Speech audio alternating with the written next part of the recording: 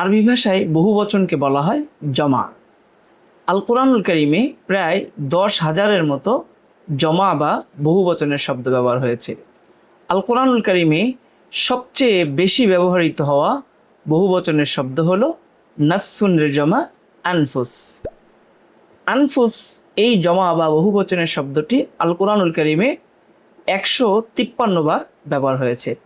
যে সমস্ত আয়াতে আনফুস শব্দটি ব্যবহার হয়েছে আমরা সেই আয়াতগুলো এই ফাইলের মধ্যে একত্রিত করেছি। এখানে পূর্ণ আল কোরআনুল কারিমে যত আয়াতে আনফুস, নফসনের বহুবচন আনফুস এই শব্দটি ব্যবহৃত হয়েছে, আমরা সে আয়াতগুলো একত্রিত করে ওই আয়াতে আনফুস শব্দটাকে লাল কালারে চিহ্নিত করেছি।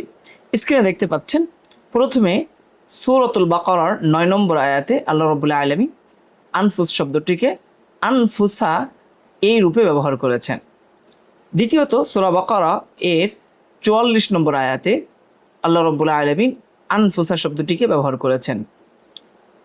সূরা বাকারার 54 নম্বর আয়াতে আনফুস শব্দটি 2 বার ব্যবহার হয়েছে, যালামতুম আনফুসাকুম এবং ফাকতুলু আনফুসাকুম। তারপর সূরা বাকারা এর 57 নম্বর আয়াতে আল্লাহ রাব্বুল আলামিন আনফুস শব্দটাকে ব্যবহার করেছেন, কানু আনফুসাহুম।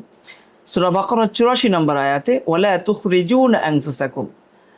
সূরা বাকারার 85 নম্বর আয়াতে তাকতুলুনা আনফুসাকুম।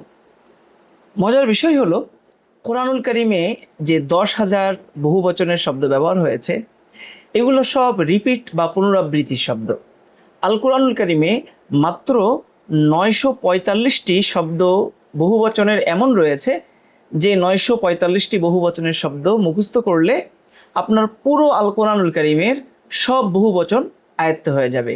কারণ এই 945টি ইউনিক শব্দ আল কোরআনুল কারিমে বিভিন্ন জায়গাতে রিপিট হয়ে পুনরাবৃত্তি হয়ে 10,000-এর অধিকবার ব্যবহার হয়েছে। সুতরাং আপনি যদি মাত্র 945টি শব্দ শিখতে পারেন তাহলে আল কোরআনুল কারিমের সব বহুবচন আপনার আয়ত্তে চলে আসবে। আপনি যদি চান আল কোরআনুল কারিমের এই 945টি ইউনিক বহুবচনের শব্দ সংগ্রহ করতে চান এবং এই ফাইল পেতে চান, তাহলে আমাদের আল মিসবাহ প্রকাশনীর হোয়াটসঅ্যাপে আমাদেরকে মেসেজ করুন। আসসালামু আলাইকুম ওয়া রাহমাতুল্লাহি ওয়া বারাকাতুহু।